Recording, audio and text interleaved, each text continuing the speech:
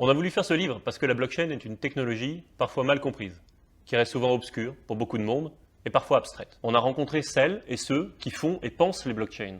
Entrepreneurs, chercheurs, juristes, ce sont eux qu'on retrouve dans le livre.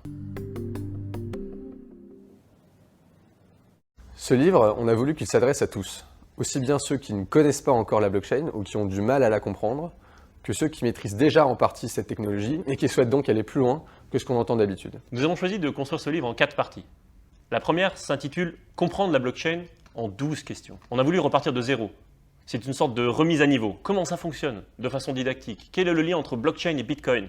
Est-ce que l'un peut fonctionner sans l'autre? Dans un deuxième temps, on a veillé à illustrer la blockchain en présentant une dizaine d'exemples d'applications pour ne pas rester dans la théorie, l'assurance, le cloud, l'énergie, le luxe. On a cherché à balayer les cas d'usage pour montrer une palette des possibilités. La troisième partie s'appelle « Penser la blockchain ». Nous sommes allés interroger des intellectuels pour réfléchir aux enjeux sociaux, politiques, éthiques de la blockchain. Par exemple, une question importante est de savoir si c'est une technologie d'émancipation ou s'il n'y a pas des dangers, par exemple par rapport à un trop-plein de transparence ou d'automatisation des relations humaines. Enfin, la quatrième et dernière partie est rédigée sous forme d'interview.